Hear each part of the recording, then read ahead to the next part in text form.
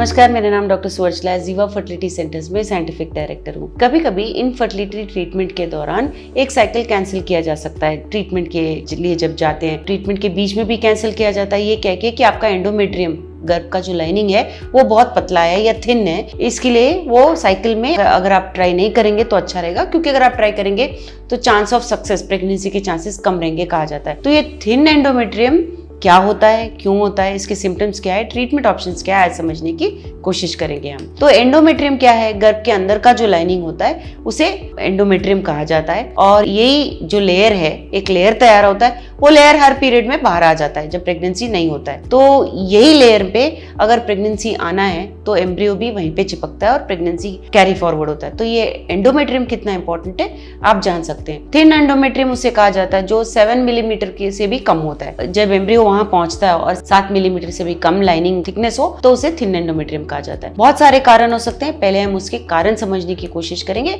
और फिर treatment options. तो अप्रोक्सीमेटली 7 to 8 मिलीमीटर थिक होने से एंडोमेट्रियम का लाइनिंग अच्छा होता है। इसकी वजह से एम्ब्रियो जब वहां पहुंचता है फर्टिलाइजेशन के बाद उसके चिपकने के चांसेस ज्यादा होते हैं, इसलिए आप प्रेग्नेंट भी हो सकते हो अगर इस थिकनेस में एंडोमेट्रियम रहा। इससे अगर कम हो तो उसे थिन एंडोमेट्रियम कह के may be reason for not getting pregnant कहा जाता है। इसके कारण शायद आप प्रेग्नेंट नहीं हो रहे। तो इसके कारण क्या है? हार्मोनल इम्बैलेंस एक बहुत बड़ा कारण हो सकता है। सो थिन एंडोमेट्रियम तब होता है अक्सर जब ईस्ट्रोजन नाम का हार्मोन बहुत कम वैल्यू में होता है, रिलीज ठीक से नहीं हो रहा होता है। तो लैक ऑफ ईस्ट्रोजन की वजह से थिन एंडोमेट्रियम हो सकता है। स्ट्रेस की वजह से हो सकता है ये, ईस्ट्रोजन कम होना, अनहेल्दी डाइट या कुछ मेडिकेशंस ले रहे हैं आप, उसकी वजह से भी ये थिन एंडोमेट्रियम हो सकता है। पीसीओएस भी एक कारण हो सकता है। पीसीओएस 10% रिप्रोडक्टिव एज के औरतों में आजकल देखा जा रहा है और इन पेशेंट्स में ईस्ट्रोजन लेवल्स कम होने के कारण भी एंडोमेट्रियम थिन देखा गया है। एज भी एक फैक्टर है। एज की वजह से भी एंडोमेट्रियम थिकनेस बढ़ता नहीं है और जैसे जैसे एज बढ़ता रहता है ओवरीज में से ईस्ट्रोजन कम रिलीज होता है, जिसकी वजह से थिन एंडोमेट्रियम हो सकता है। पुअर ब्लड फ्लो भी एक कारण हो सकता है। अगर एंडोमेट्रियम को ठीक से ब्लड ना पहुंचे तो ब्लड कैसे पहुंचता है? ईस्ट्रोजन वैल्यूज अगर इंक्रीज हो तो ब्लड फ्लो एंडोमेट्रियम को ठीक पहुंचता है और इससे वो थिक भी होता है। अगर ये ब्लड फ्लो ठीक ना रहे तो उसे थिन हो जाता है एंडोमेट्रियम और इसकी वजह से एम्ब्रियो भी इम्प्लांट नहीं हो पाता, क्योंकि जो ब्लड फ्लो है वही एम्ब्रियो के लिए न्यूट्रिशन होता है। ये ब्लड फ्लो स्मोकिंग की वजह से, ओबेसिटी, अगर बहुत ज्यादा वजन है, हाई ब्लड प्रेशर, डायबिटीज की वजह से, या अगर आप बर्थ कंट्रोल पिल्स पे भी हैं तो भी हो सकता है पुअर ब्लड फ्लो। अगर एंडोमेट्रियल लाइनिंग डैमेज रहे, कोई आपका प्रीवियस सर्जरी हुआ है या प्रीवियस इन्फेक्शन था, सेक्सुअली ट्रांसमिटेड डिजीज थे, एसटीडी जिसे कहा जाता है, ये अगर हो तो भी लाइनिंग डैमेज हो सकता है, जिसकी वजह से थिन एंडोमेट्रियम हो सकता है। फाइब्रॉइड्स अगर हो, fibroids basically non cancerous growth है, अगर उससे कुछ कैंसर नहीं होता है। कभी कभी बहुत छोटे हो सकते हैं, कभी कभी बहुत बड़े हो सकते हैं। बड़े हो तो यूट्रस में बल्ज भी हो सकता है। फाइब्रॉइड्स की वजह से थिन एंडोमेट्रियम भी हो सकता है। क्रॉनिक एंडोमेट्राइटिस, अगर कुछ इन्फेक्शन, इन्फ्लेमेशन हो यूट्रस में तो भी ये थिन एंडोमेट्रियम हो सकता है। अब नॉर्मल मेंस्ट्रुअल साइकिल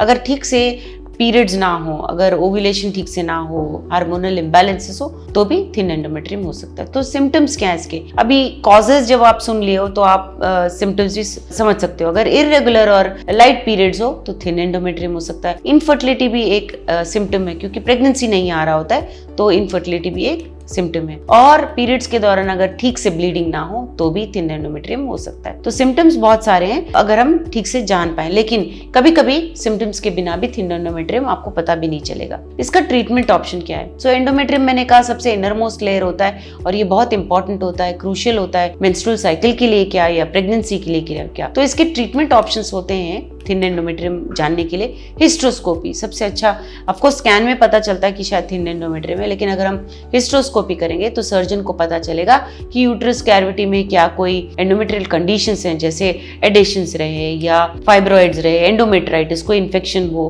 पॉलिप्स रहे। अगर ये सब कुछ अगर हिस्ट्रोस्कोपी के दौरान पता चल रहा है तो उसी सिटिंग में उसे ठीक कर सकते हैं। अगर वहाँ एंडोमेट्रियम का छोटा सा लेयर वो लेके कल्चर पे भेजे तो हिस्टोपैथोलॉजिकल एनालिसिस से भी पता चलेगा कि कोई प्रॉब्लम तो नहीं है, जैसे टीबी तो नहीं है, टीबी की वजह से भी थिन एंडोमेट्रियम हो सकता है। तो ये सारे हिस्ट्रोस्कोपी द्वारा ठीक किए जा सकते हैं। प्लेटलेट रिच प्लाज्मा एक नया तरीका का ट्रीटमेंट है थिन एंडोमेट्रियम के लिए भी दिया जाता है। ये ऑटोलॉगस ब्लड प्लाज्मा एनरिच्ड होता है इस इन प्लेटलेट में, 4 से 5 गुना ज़्यादा होता है नॉर्मल लेवल से भी।